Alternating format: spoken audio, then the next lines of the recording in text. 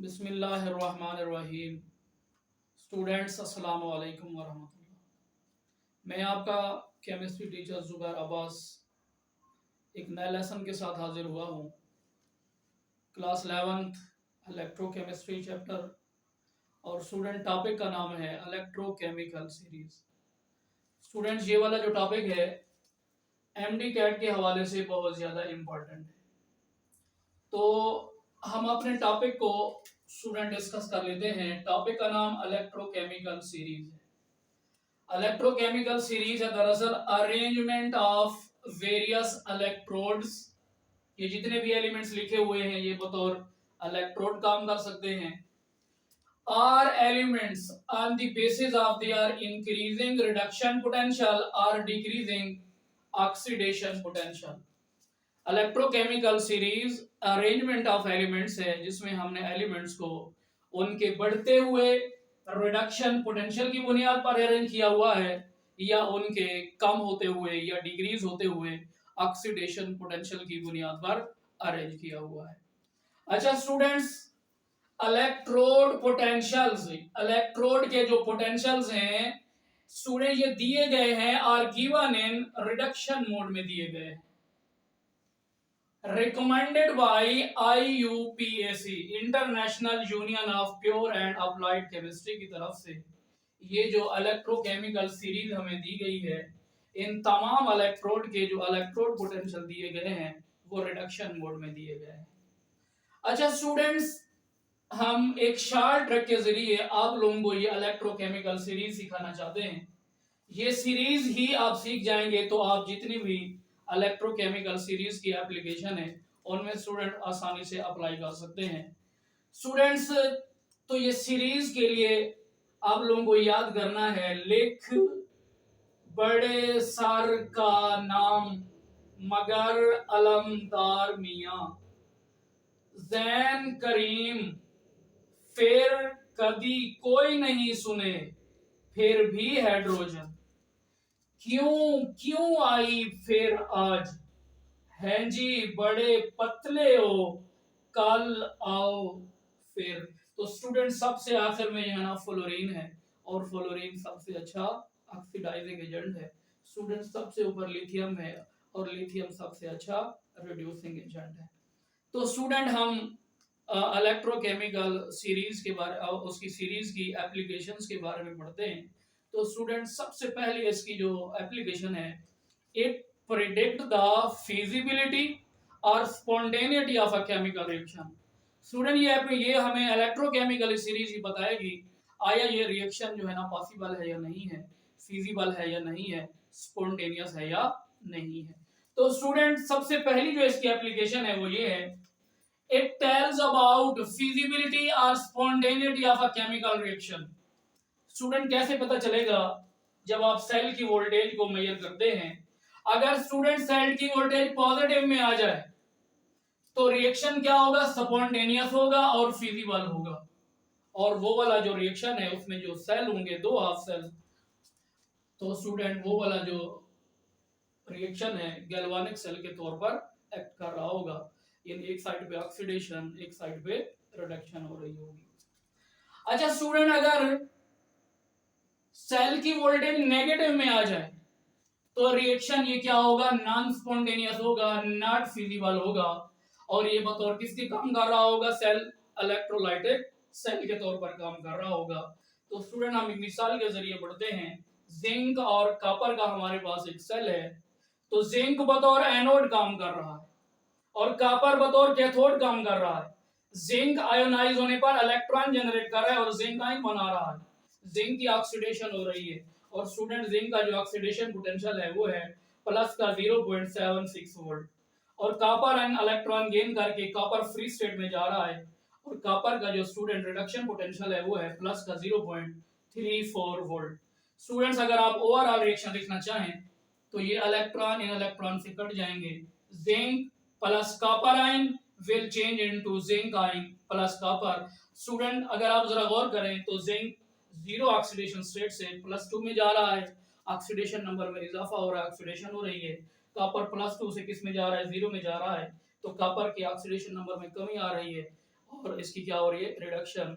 तो स्टूडेंट अगर आप इसी सेल की वोल्टेज को मेजर करें तो सेल की वोल्टेज कैसे मेजर करेंगे, सेल की वोल्टेज किसके बराबर होगी, electrode potential of oxidation plus electrode potential of reduction. इन दोनों का स्टूडेंट जब मजमुआ किया तो हमारे पास आंसर आया प्लस का 1.10 वोल्ट। तो इसका मतलब है सेल की वोल्टेज पॉजिटिव में आ रही है, तो ये रिएक्शन स्टूडेंट क्या है, फिजिबल है, स्पॉन्टेनियस है।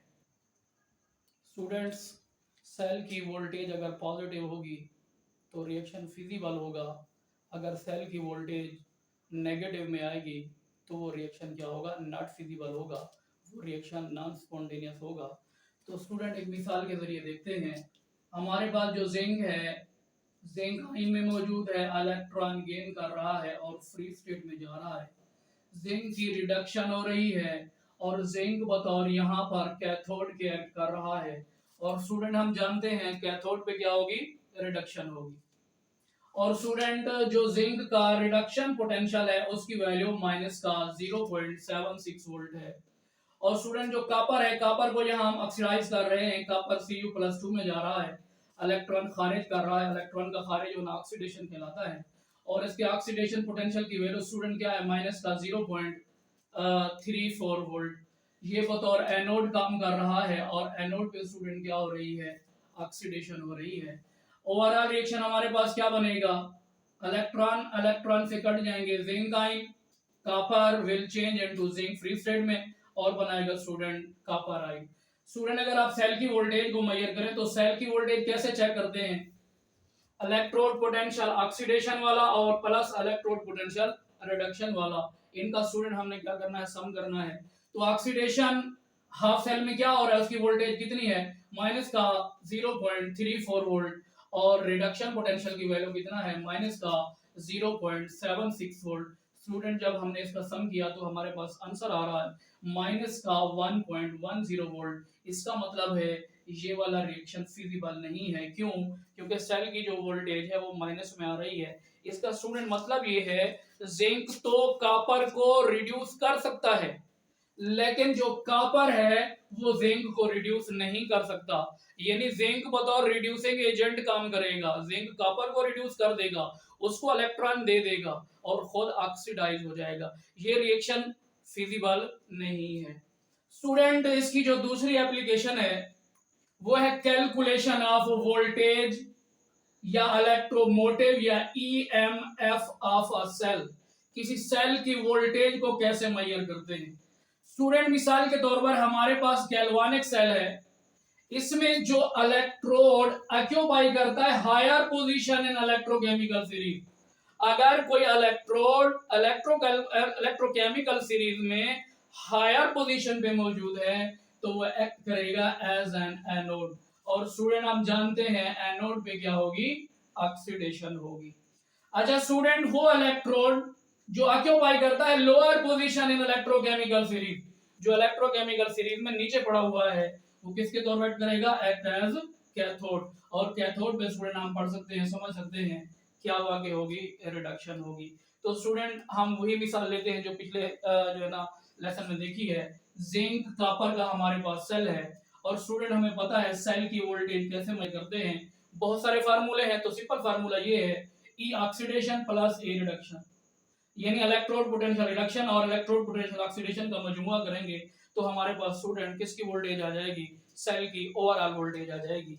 स्टूडेंट यहाँ पर जिंक आयोनाइज होने पर जिंक आयन जनरेट कर रहा है, इलेक्ट्रॉन जनरेट कर रहा है और स्टूडेंट हम जानते हैं जिंक का जो ऑक्सीडेशन पोटेंशियल की वैल्यू है प्लस का 0.76 वोल्ट है और कॉपर रिड्यूस हो रहा है, इलेक्ट्रॉन गेन कर रहा है, कॉपर की रिडक्शन हो रही है और कॉपर बतौर कैथोड काम कर रहा है, कॉपर फ्री स्टेट में जा रहा है तो कॉपर का रिडक्शन पोटेंशियल है प्लस का 0.34 वोल्ट। स्टूडेंट जब हमने इसका मजमुआ किया तो हमारे पास जो जवाब आएगा वो होगा स्टूडेंट प्लस का 1.10 वोल्ट। अब स्टूडेंट जो है ना इस वैल्यू को आप चेक भी कर सकते हैं। स्टूडेंट हमारे पास एक दूसरा फार्मूला भी है, आप इससे भी क्या मालूम कर सकते हैं, सेल की वोल्टेज मालूम कर सकते हैं।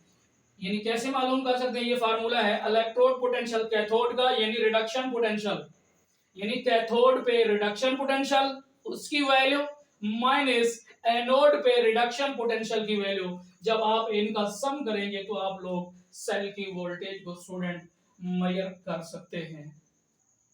स्टूडेंट, हम इसकी तीसरी एप्लीकेशन को डिस्कस करने जा रहे हैं।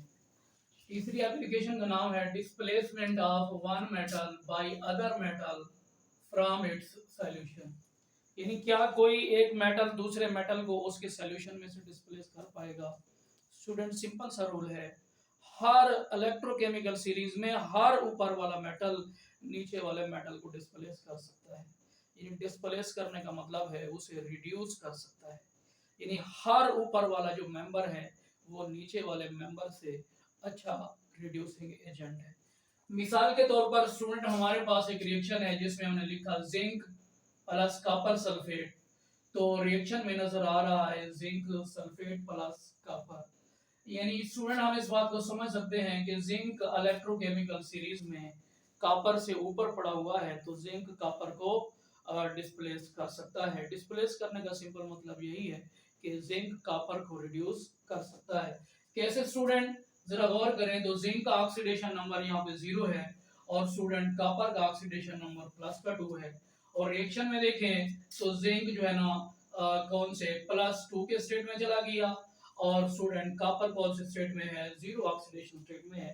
तो स्टूडेंट कॉपर की क्या हुई है, रिडक्शन हुई है, और जिंक की क्या हुई है, ऑक्सीडेशन। यानी हर वो रिड्यूसिंग एजेंट जो दूसरों को तो रिड्यूस कर सकता है और खुद स्टूडेंट क्या हो जाता है, ऑक्सीडाइज हो जाता है। अच्छा स्टूडेंट, ये reaction copper plus zinc sulphate, क्या कॉपर जिंक को इस रिएक्शन सॉल्यूशन में से डिस्प्लेस कर पाएगा? नहीं स्टूडेंट, ये रिएक्शन पॉसिबल नहीं है। क्यों? क्योंकि कॉपर जो है ना इलेक्ट्रोकेमिकल सीरीज में जिंक से नीचे पड़ा हुआ है। यानी यूं समझें तो जिंक का ऑक्सीडेशन पोटेंशियल कॉपर से ज्यादा है, तो इसी वजह से कॉपर जिंक सल्फेट के सॉल्यूशन में से जिंक को डिस्प्लेस नहीं कर पाएगा। अच्छा स्टूडेंट, हम एक और मिसाल पढ़ते हैं। हमारे पास है magnesium plus zinc sulphate. Magnesium ने जिंक को डिस्प्लेस करके मैग्नीशियम का सल्फेट बनाया और जिंक बनाया। जी हाँ स्टूडेंट, मैग्नीशियम जिंक को डिस्प्लेस कर सकता है। क्यों? क्योंकि इलेक्ट्रोकेमिकल सीरीज पर अगर आप जरा गौर करें तो जो मैग्नीशियम है वो जिंक से ऊपर पड़ा हुआ है। यानी हर ऊपर वाला मेंबर नीचे वाले मेंबर को डिस्प्लेस कर सकता है, हर ऊपर वाला मेंबर नीचे वाले मेंबर को रिड्यूस कर सकता है। तो स्टूडेंट जरा देखें, मैग्नीशियम 0 स्टेट में है और यहाँ पर +2 स्टेट में है। जिंक +2 में था और यहाँ पे स्टूडेंट 0 स्टेट में चला गया है। जिंक की क्या हो रही है स्टूडेंट, रिडक्शन हो रही है और मैग्नीशियम की ऑक्सीडेशन हो रही है। जो ऑक्सीडाइज हो रहा है दरअसल वही रिड्यूसिंग एजेंट है, जो रिड्यूस हो रहा है दरअसल वही ऑक्सीडाइजिंग एजेंट है। अच्छा स्टूडेंट, क्या ये रिएक्शन फिजिबल है? Zinc plus MgSO4 will change into no reaction student. क्यों?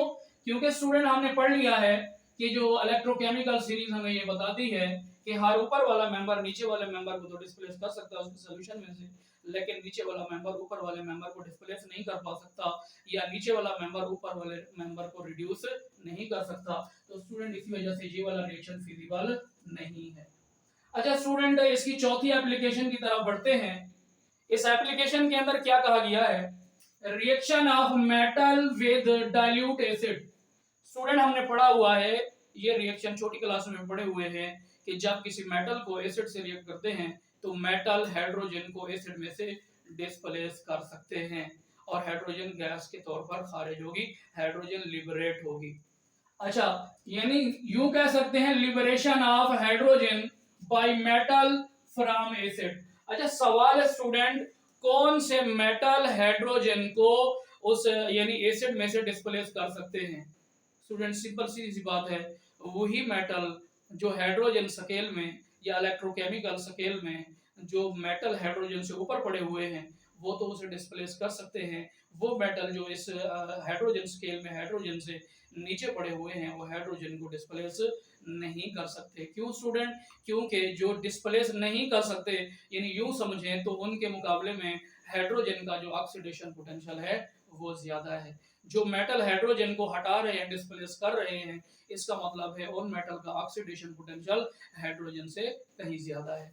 तो स्टूडेंट मिसाल पढ़ते हैं, कौन से मेटल, जैसे हमारे पास है मैग्नीशियम, जैसे हमारे पास है कैल्शियम, या स्टूडेंट हमारे पास है जिंक, ये वो मेटल हैं जो इलेक्ट्रोकेमिकल सीरीज में हाइड्रोजन से ऊपर पड़े हुए हैं। ये एसिड में से क्या कर सकते हैं, हाइड्रोजन को डिस्प्लेस कर सकते हैं। यानी क्या रिएक्शन क्या होगा स्टूडेंट, जिंक का सल्फेट बनेगा प्लस हाइड्रोजन गैस खारिज होगी। उसकी रीजन सिंपल बेटा मैंने बता दी है कि जिंक का दरअसल ऑक्सीडेशन पोटेंशियल हाइड्रोजन के ऑक्सीडेशन पोटेंशियल से ज्यादा है। हाइड्रोजन का स्टूडेंट जो ऑक्सीडेशन पोटेंशियल है वो 0 वोल्ट है और जिंक का जो ऑक्सीडेशन पोटेंशियल है वो है प्लस का 0.76 वोल्ट। इसी वजह से जिंक हाइड्रोजन को डिस्प्लेस कर रहा है। या जिंक के साथ कैल्शियम भी कर सकता है, मैग्नीशियम भी कर सकता है। क्या स्टूडेंट हमारे पास ये वाले मेटल जैसे हमारे पास Au है, आयरन है, जैसे स्टूडेंट हमारे पास प्लैटिनम है या कॉपर है या स्टूडेंट हमारे पास सिल्वर है, क्या ये H2SO4 में से हाइड्रोजन को डिस्प्लेस कर पाएंगे? नहीं स्टूडेंट, ये रिएक्शन नहीं होगा, डिस्प्लेस नहीं कर पाएंगे। उसकी सिंपल रीजन सिंपल यही है स्टूडेंट, ये जो मेटल्स हैं इलेक्ट्रोकेमिकल सीरीज में हाइड्रोजन से नीचे पड़े हुए हैं, हर नीचे वाला मेंबर ऊपर वाले मेंबर को डिस्प्लेस नहीं कर सकता, हर ऊपर वाला मेंबर नीचे वाले मेंबर को डिस्प्लेस कर सकता है। यानी इसका मतलब ये है कि जो हमारे पास सिल्वर है इसका रिडक्शन पोटेंशियल हाइड्रोजन से ज्यादा है। किससे? हाइड्रोजन के रिडक्शन पोटेंशियल से ज्यादा है। या यूं समझ सकते हैं कि जो हाइड्रोजन का ऑक्सीडेशन पोटेंशियल है वो सिल्वर के ऑक्सीडेशन पोटेंशियल से ज्यादा है। इसी वजह से सिल्वर या जैसे मेटल हाइड्रोजन को एसिड में से डिस्प्लेस या लिबरेट नहीं कर पाएंगे। अच्छा स्टूडेंट, ये भी एक एप्लीकेशन है कि which element act as anode in galvanic cell. कौन सा एलिमेंट या कौन सा इलेक्ट्रोड हाफ सेल में एनोड के तौर पर एक्ट करेगा? स्टूडेंट सिंपल सी बात है, अगर हमने दो मेटल के रॉड को हाफ हाफ सेल में डिप किया हुआ है तो वही इलेक्ट्रोड जो है ना ऑक्सीडेशन शो करेगा जिसका ऑक्सीडेशन पोटेंशियल ज्यादा होगा। या सिंपल अल्फाज में समझें तो वही इलेक्ट्रोड जो इलेक्ट्रोकेमिकल सीरीज में ऊपर पड़ा हुआ है वो बतौर एनोड काम करेगा, जो नीचे पड़ा हुआ है वो बतौर कैथोड के एक्ट करेगा। स्टूडेंट हम मिसाल पीछे भी पढ़ चुके हैं, जिंक और कॉपर की बात करें तो जिंक एनोड के तौर पर काम करता है और कॉपर जो है ना कैथोड के तौर पर काम करता है। सिंपल उसकी रीजन यही है कि जिंक इलेक्ट्रोकेमिकल सीरीज में ऊपर पड़ा हुआ है और जो कॉपर है वो इलेक्ट्रोकेमिकल सीरीज में नीचे मौजूद है। तो उसकी रीजन सिंपल ये है, higher oxidation potential than other electrode. यानी वही इलेक्ट्रोड बतौर एक्ट करेगा, एनोड के एक्ट करेगा जिसका दूसरे के मुकाबले में ऑक्सीडेशन पोटेंशियल ज्यादा होगा, या वो सीरीज में इलेक्ट्रोकेमिकल सीरीज में एबाव मेंबर होगा, ऊपर वाला मेंबर होगा, वही किसके तौर पर स्टूडेंट एक्ट करेगा? एनोड के तौर पर एक्ट करेगा। अच्छा स्टूडेंट, इसकी हमारे पास जो छठी एप्लीकेशन है वो ये है, relative chemical reactivity of metal. अब मेटल की जो है ना केमिकल एक्टिविटी का भी अंदाजा किससे लगा सकते हैं स्टूडेंट? इलेक्ट्रोकेमिकल सीरीज की मदद से। कैसे स्टूडेंट? जैसे हमारे पास कुछ मेटल्स हैं जैसे लिथियम, सोडियम, पोटेशियम और कैल्शियम, ये वेरी रिएक्टिव मेटल्स हैं। क्यों? क्योंकि स्टूडेंट इनका जो ऑक्सीडेशन पोटेंशियल है वो हायर है। यानी यूं समझाएं, वो एलिमेंट जो इलेक्ट्रोकेमिकल सीरीज में हाइड्रोजन से जितना ऊपर चला जाएगा वो उतना ज्यादा रिएक्टिव होगा, यानी उसका ऑक्सीडेशन पोटेंशियल उतना ज्यादा होगा। इस वजह से उसकी रिएक्टिविटी क्या होगी स्टूडेंट? ज्यादा होगी। जैसे मिसाल के तौर पर लिथियम, सोडियम, पोटेशियम, कैल्शियम वगैरह। अच्छा स्टूडेंट, हमारे पास कुछ मेटल हैं जैसे है कोबाल्ट है, निकेल है, टिन है और लेड है।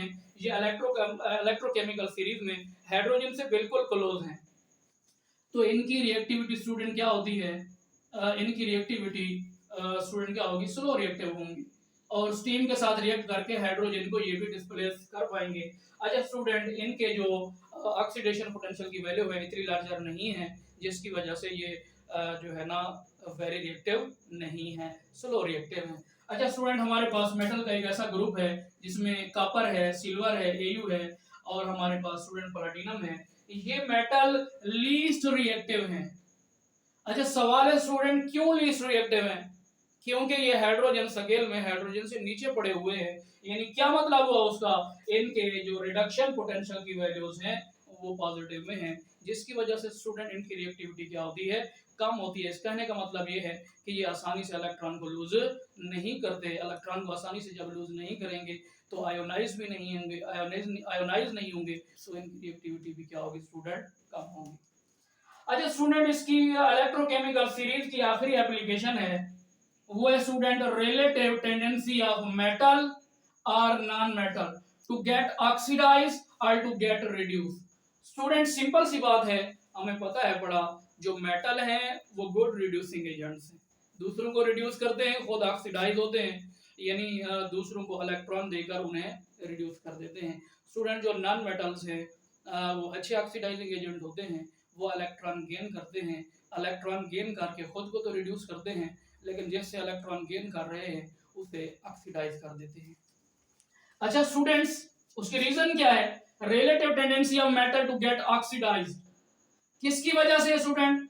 High value of oxidation potential, या स्टूडेंट कह सकते हैं low value of reduction potential, जिसकी वजह से जो मेटल्स हैं वो अच्छे रिड्यूसिंग एजेंट हैं। अच्छा स्टूडेंट, जो मेटल इलेक्ट्रोकेमिकल सीरीज में जितना ऊपर ज्यादा होगा वो अच्छा रिड्यूसिंग एजेंट होगा। स्टूडेंट अगर सीरीज पर हम गौर करें तो हमारे पास जो पहले तीन एलिमेंट है वो है लिथियम, पोटेशियम और बेरियम। तो लिथियम जो है ना सबसे ज्यादा जो है ना अच्छा रिड्यूसिंग एजेंट है पोटेशियम और बेरियम के मुकाबले में। सिंपल रीजन क्या है? क्योंकि लिथियम का जो ऑक्सीडेशन पोटेंशियल है स्टूडेंट सबसे ज्यादा है। अच्छा स्टूडेंट, जो नॉन मेटल हैं वो रिड्यूस्ड हो जाते हैं, जो रिड्यूस्ड हो जाए वो अच्छे ऑक्सीडाइजिंग एजेंट होते हैं। ऑक्सीडाइजिंग एजेंट जैसे मिसाल के तौर पर स्टूडेंट हमारे पास एक ग्रुप है फ्लोरीन, क्लोरीन, ब्रोमीन, आयोडीन का। तो फ्लोरीन सबसे अच्छा ऑक्सीडाइजिंग एजेंट है, फिर क्लोरीन है और फिर स्टूडेंट ब्रोमीन है और आखिर में स्टूडेंट क्या है? आयोडीन है। तो स्टूडेंट्स चलिए हम आज का लेसन यहाँ पे क्लोज करते हैं और मुख्तसर किया है। कल इंशाल्लाह एक नई वीडियो, एक नया लेक्चर और एक नया लेसन और एक नए जज्बे के साथ आगे बढ़ेंगे। अल्लाह हाफिज स्टूडेंट्स।